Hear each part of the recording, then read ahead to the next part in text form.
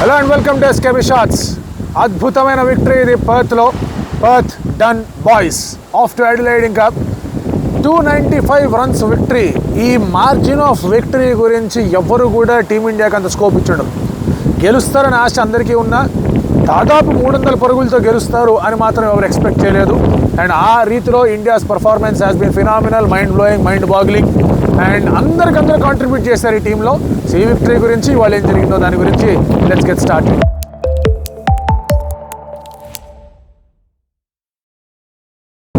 Firstly నిన్ననే damage చేసేసారు bowlers. నిన్న 3 వికెట్లు పడ్డాయి. మార్నస్ లబుషేన్ వికెట్ పడ్డంతో ఇంకా పని అయిపోయింది. తొందరగా ర్యాపప్ చేసేస్తారని ఆశలు ఎవరికి లేవు. ఎందుకంటే pitch was still better to bat. కొంచెం ఆన్ అండ్ ఆఫ్ అవుతుంది బౌన్స్, కానీ చాలా బాగా బ్యాక్ మీదకి వస్తుంది. మంచి షాట్స్ ఆడితే కరెక్ట్ వాల్యూ కూడా కనిపించింది. అండ్ అటువంటి పరిస్థితుల్లో Usman Khawaja falling so early was a big miss. Of course అలా 500 కొట్టేవాళ్ళు కాదు, కానీ ఇంకొంచెం ఎక్స్టెండ్ చేసేవాళ్ళు. బెటర్ బ్యాటింగ్ కండిషన్స్లో ఇండియా బౌలింగ్ మీద ప్రెషర్ పెట్టే అవకాశం ఉండేది. కొంచెం టైర్ అవుట్ చేసే అవకాశం ఉండేది. వాళ్ళు ఫామ్లోకి వచ్చారన్న కాన్ఫిడెన్స్ అన్న ఉండేది. మరి ఉస్మాన్ ఖవాజా ఫుల్ షాట్ ఆడే ప్రయత్నం చేశాడు. మిస్క్యూ, సిరాజ్ బౌలింగ్లో వికెట్ పడింది. దాని తర్వాత హెడ్ అండ్ అలాగే స్మిత్ చాలాసేపు బ్యాటింగ్ చేశారు. హెడ్ కొంచెం గట్టిగా ఆడుతున్నాడు, స్మిత్ వాజ్ వాచ్ఫుల్. ఇద్దరికిద్దరు యావరేజ్లు వరలో ఈ వరల్డ్ టెస్ట్ ఛాంపియన్షిప్ సైకిల్లో. సో అటువంటి పరిస్థితుల్లో కొంచెం ఆడదాం, let's make most of it అని చెప్పి ఆడుతూ ఉన్న సమయంలో then came a beauty of delivery. Smith out, excellent delivery అది. ఎందుకంటే స్మిత్ అప్పటిదాకా లైన్ కవర్ చేసుకుంటూ చాలా బాగా ఆడుతున్నాడు. ఎక్కువ కూడా ఆఫ్ ది సీమ్ డీవియేషన్ అవ్వాల, కానీ ముందు బాల్ కన్నా కొంచెం ఎక్కువైంది. ఎడ్జ్ దొరికింది, క్యాచ్ పట్టేశారు. Steven Smith is also gone. 5 పడ్డాయి. లంచ్ అయ్యింది. కౌంటర్ అటాక్ మోడ్లోకి దిగారు మార్ష్ అండ్ అలాగే ట్రావిస్ హెడ్. ఇద్దరు గట్టిగా అటాక్ చేశారు. ఎవరు వస్తే వాళ్ళని అటాక్ చేశారు. హర్షిత్ రాణా అయితే మరీ ఎక్కువగా కొట్టారు. Because Harshit was bowling bouncers. Harshit కొంచెం ఎక్స్ట్రా ట్రై చేశాడు అండ్ దాని మీద వాళ్ళు అటాక్ చేసే ప్రయత్నం చేశారు. ఈ పార్ట్నర్షిప్ కొంచెం దాన్ని ఏమంటారంటే ఇరకాటంగా మారలేదు, కానీ ఇబ్బందికరంగా మారింది.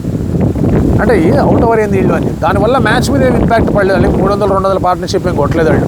మ్యాచ్ మీద ఎటువంటి ఇంపాక్ట్ లేదు. But it was delaying things. ఆ సెలబ్రేషన్ అంతా కూడా డిలే చేస్తూ కనిపిస్తూ వచ్చింది.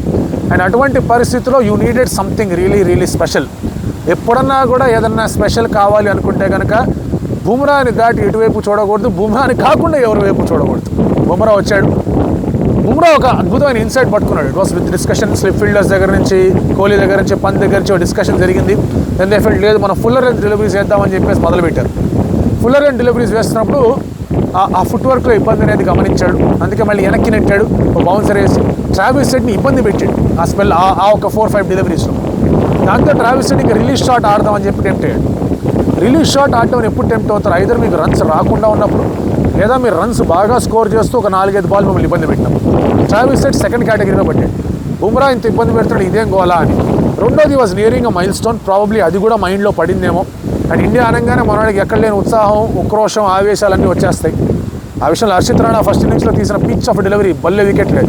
సెకండ్ ఇన్నింగ్స్లోనూ పడింది, just out side the off stump వెళ్ళిపోయింది ఆ బాల్. బట్ ఇక్కడ ఈ ఓవర్లో వాజ్ 89, 100 దగ్గరలో ఉంది. బుమ్రా బాగా వేస్తున్నాడు, కొంచెం ఇబ్బంది పడుతూ ఉన్నాడు.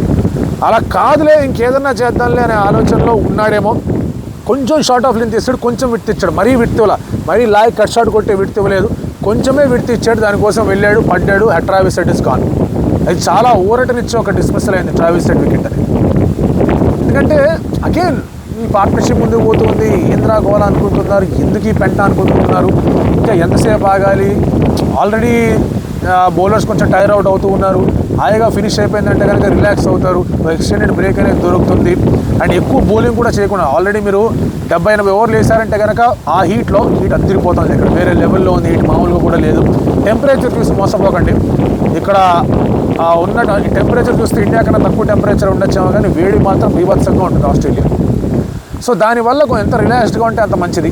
అలాంటి పరిస్థితుల్లో why are they making us over stage అనుకునే టైంలో ట్రావిస్ హెడ్ పడడం. ఆ తర్వాత నితీష్కి మొదటి వికెట్ మిచెల్ మార్ష్ రూపంలో రావడం. నితీష్ కొంచెం నో బాల్ ఎక్కువ వేస్తున్నాడు బాబు, కానీ మంచి రన్అప్ కనిపిస్తుంది. సాలిడ్గా ఉన్నాడు. అండ్ వికెట్ కూడా తీసాడు. ఇంపార్టెంట్ టెస్ట్ మ్యాచ్ చేశారు. ఫస్ట్ ఇన్నింగ్స్లో హైయెస్ట్ రన్ గెటర్, సెకండ్ ఇన్నింగ్స్లో వచ్చి అద్భుతమైన షాట్లు ఆడాడు. ఆ తర్వాత సెకండ్ ఇన్నింగ్స్లో బౌలింగ్ కూడా చాలా బాగా చేశాడు. నో బాల్స్ ఒక్కటి వర్క్ ఇట్ అవుట్. ఖచ్చితంగా బౌలింగ్ కోచ్ చూస్తారు, మోనమాకులు చూస్తాడు ఏంటి పరిస్థితి అని చెప్పి. అది వర్కౌట్ చేసుకొని సాలిడ్ లెవెల్లో బౌలింగ్ వేస్తున్నాడు ఆ 4th సీమర్గా. మార్ష్ వికెట్ పడింది. And then Dhruv Jurel's catch. Dhruv Jurel పాపం కాంట్రిబ్యూట్ చేయలేకపోయాడు ఈ మ్యాచ్లో బ్యాట్. బట్ ఫీల్డ్లో మాత్రం ఒక అద్భుతమైన క్యాచ్ కాంట్రిబ్యూషన్. చాలా చాలా కష్టమైన catch. It is a reflex catch. Fast కూడా వెళ్ళింది ఆ బాల్. అక్కడి నుంచి ఇట్లా పైకి లేపాడు, బాల్ చిరుకుంది, గ్రాప్ చేసాడు. మిచెల్ స్టార్క్ వికెట్ పడింది సుందర్కి, అండ్ దట్ వాస్ టీ. 2 వికెట్లు కావాలి. India needed only 2 wickets. Definitely Hazlewood దగ్గర నుంచి, లయన్ దగ్గర నుంచి రెసిస్టెన్స్ ఉంటుంది అనుకున్నారు. బట్ లయన్ స్ట్రైట్ అవన్నీ పిక్ చేసుకోలేదు. ఆఫ్ స్పిన్ కోసం ఆడాడు, స్ట్రైట్ వెళ్ళింది, వికెట్ ఎగిరింది, 9th వికెట్. ఆ తర్వాత మీరు అబ్జర్వ్ చేస్తే అందరికీ వికెట్లు వచ్చాయి. మియాకి వికెట్లు వచ్చాయి, బుమ్రాకి వికెట్లు వచ్చాయి, వాషింగ్టన్ సుందర్కి వికెట్ వచ్చింది, 2 వికెట్లు వచ్చాయి, నితీష్ కుమార్ రెడ్డికి వికెట్ వచ్చింది, హర్షిత్కి ఒక్కడికే వికెట్ రాలా. ఈ వాజ్ వర్కింగ్ రియలీ హార్డ్. ఆ కన్సిస్టెన్సీతో బౌన్సర్లు కొట్టడం, హెల్మెట్కి కొట్టాడు, బాడీకి కొట్టాడు, స్టీల్స్ మీద రిబ్స్కి కొట్టాడు, అన్నీ చేశాడు కానీ వికెట్ రాలా. అండ్ ఇన్ ది ఎండ్ ఒక బ్యూటిఫుల్ స్లోవర్ బాల్ అలెక్స్ క్యారీకి, ఎక్సలెంట్ స్లోవర్ బాల్తో వికెట్ తీశాడు. సో మొత్తం అంతా కూడా బొర్రా పెట్టారు, పండ పెట్టారు, పరుతులో గెలిచారు. అండ్ ఈ margin of victory is a statement. Bus 3కి 3 టెస్ట్ మ్యాచ్లు ఇండియా ఓడిపోయింది న్యూజిలాండ్. అందులో ఒకటి గెలిచినా కూడా వరల్డ్ టెస్ట్ ఛాంపియన్షిప్కి కూడా మీరు ఓన్లీ 1 విక్టరీ దూరంలో ఉండేవాళ్ళు. ఆ సిరీస్ గెలిచుంటే WTC ఫైనల్స్లో తిష్ట వేసుకుని కూర్చునేవాళ్ళు. But that is not we're looking at.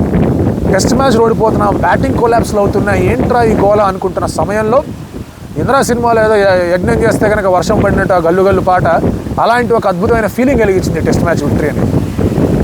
Yashasvi Jaiswal playing well, KL Rahul playing well, Virat Kohli playing well, ఆ తర్వాత కాంట్రిబ్యూషన్స్ అందరి దగ్గర నుంచి రావడం, ఎవరెవరి దగ్గర నుంచి అయితే మనం కాంట్రిబ్యూషన్స్ ఎక్స్పెక్ట్ చేసామో వాళ్ళందరి దగ్గర నుంచి కాంట్రిబ్యూషన్స్ రావడం. ఐ థింక్ ఈ victory will go down as one of the best victories of India in Australia. Of course మనం ముందు మాట్లాడుకున్న 5 విక్టరీలు ఇది ఎక్కడ ఉంటుందనే క్వశ్చన్స్ వేయచ్చు. గాబా, మెల్బర్న్ అవన్నీ came in tougher times. Adelaide was a fantastic victory దాదాపు 23 ఏళ్ల తర్వాత. Perth was a fantastic victory in 2007.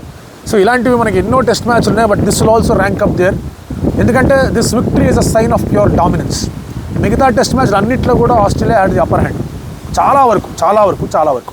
But ఈ టెస్ట్ మ్యాచ్లో Australia did not have the upper hand. ఈ టెస్ట్ మ్యాచ్లో ఆస్ట్రేలియా వర్ కంప్లీట్లీ డామినేటెడ్. ఫస్ట్ డే 2 సెషన్లు మినహాయించి Australia could never come back in to the test match. వాళ్ళు కూడా partnerships ఏదో కొడతారనే మాటే కానీ టకటకా వికెట్లు పట్టి టేక్ అవే ద టార్గెట్. వాళ్ళు ఎంత ఆల్ అవుట్ అయ్యారో చూస్తే కనుక they got all out for less score only. So ఆ విధంగా చూస్తే కనుక ఈ స్థాయి డామినేషన్ ఇండియా ఏ టెస్ట్ మ్యాచ్లో కూడా చూపిలా. ప్రాబ్లీ సిడ్నీ 2004లో చూపించినట్టున్నారు. But again Australia batted well there, ఆ మ్యాచ్ని డ్రా చేసుకున్నారు. అది పక్కన పెడితే కనుక అందరి దగ్గర నుంచి contributions. Bumrah 2 wickets, Miya bowled excellently well, ఫామ్లోకి వచ్చాడు, రిథంలోకి వచ్చాడు. అతని మీద పెట్టిన నమ్మకాన్ని ఒమ్ము చేయలేదు. Harshit Rana showed a lot of heart, bowled well. Nitish excellent game. Washington సుందర్కి 2 వికెట్లు వచ్చాయి. Again Washington Sundar was an inspired selection. బ్యాటింగ్ని స్ట్రెంథెన్ చేసుకుందాం అనే సెలెక్షన్ అది. జడేజా వద్దనుకున్నారు, అశ్విన్ వద్దనుకున్నారు. వాళ్ళిద్దరి మధ్య 900 వికెట్లు ఉన్నాయి దాదాపు. లేదు మాకు వాషి సుందర్ కావాలనుకున్నారు. ఈ బ్యాటెడ్ వెల్. విరాట్తో కొలాబ్స్ ఆపాడు, విరాట్కి ఆ సాలిడిటీ అందించాడు. దాంతో అక్కడ కూడా మంచి స్కోర్ అనేది వచ్చింది. ఎవరెవరినైతే టీమ్ సెలెక్షన్లో బ్యాక్ చేశారో అందరూ పర్ఫార్మ్. దేవదత్ కూడా ఒక ఇంపార్టెంట్ 25 ఆడాడు. Mostly Gill if is fit will come back Devdutt ప్లేస్లో, Rohit will come back in Jurel's place. So ఇటువంటి పరిస్థితుల్లో టీం ఇంకా కొంచెం స్ట్రాంగ్గానే అవుతుంది. బట్ వాట్ ఎ స్టేట్మెంట్ ఈ విక్టరీ అనేది. Absolutely enjoyed, thrill to bits ఈ విక్టరీ ద్వారా.